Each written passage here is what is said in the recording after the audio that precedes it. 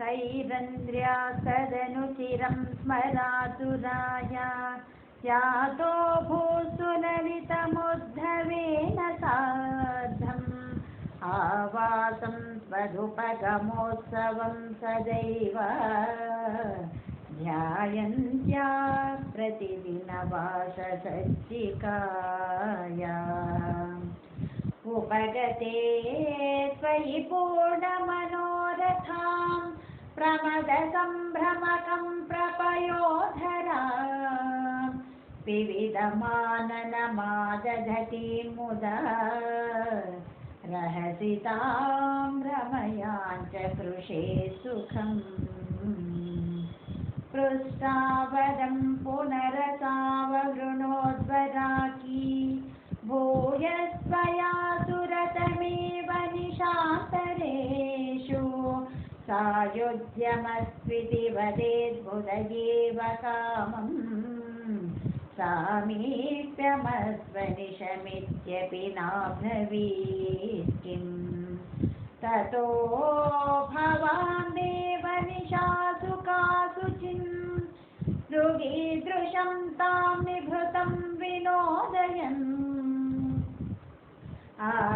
आदादुपश्लोक इति श्रुतं सुतं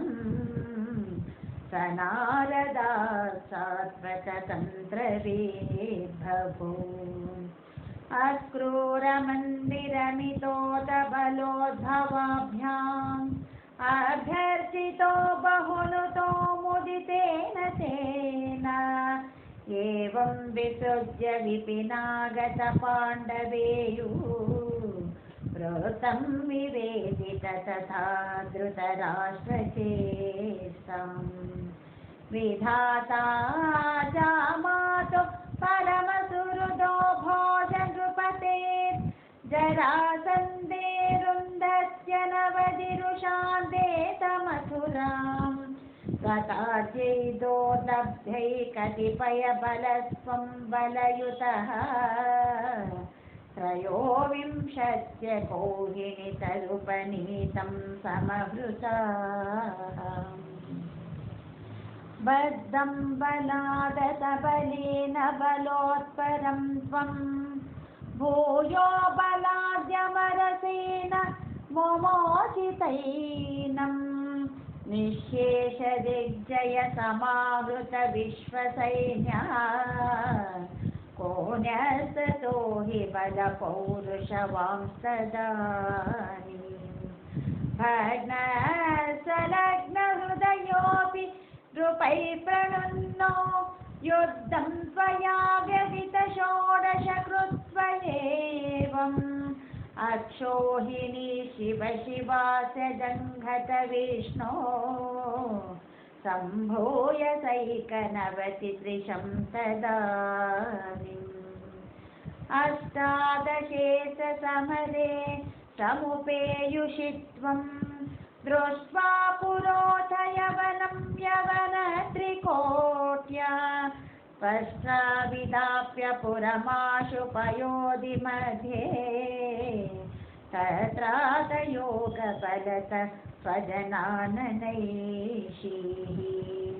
पद्भ्यां त्वं पद्ममालि चकित इव पुरा निर्गतो धावमानो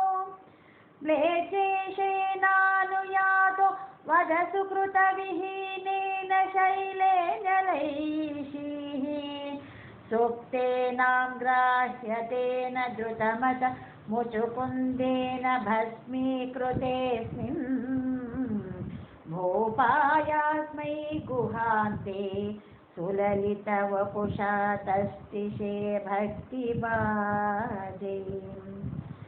ऐक्ष्वाकोऽहं विरक्तोऽस्म्यखिल नृपसुखे त्वत्प्रसादैककाङ्क्षी हा देवेति स्तुवन्तं वरवितति श्रुतं निःस्पृहं वीक्ष्य हृष्यन् मुक्ते तुल्यां च भक्तिं दुत सकलमलं मोक्षमप्याशु धत्वा कार्यं हिंसा विशुद्ध्यै तप इति च तदा प्राप्तलोकप्रतीत्यै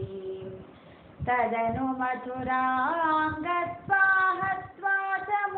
यवनाहृतां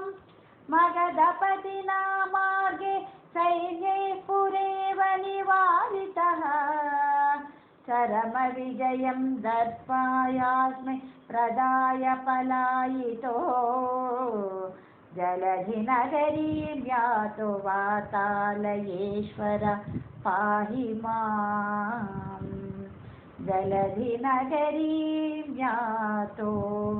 वातालयेश्वर पाहि माम्।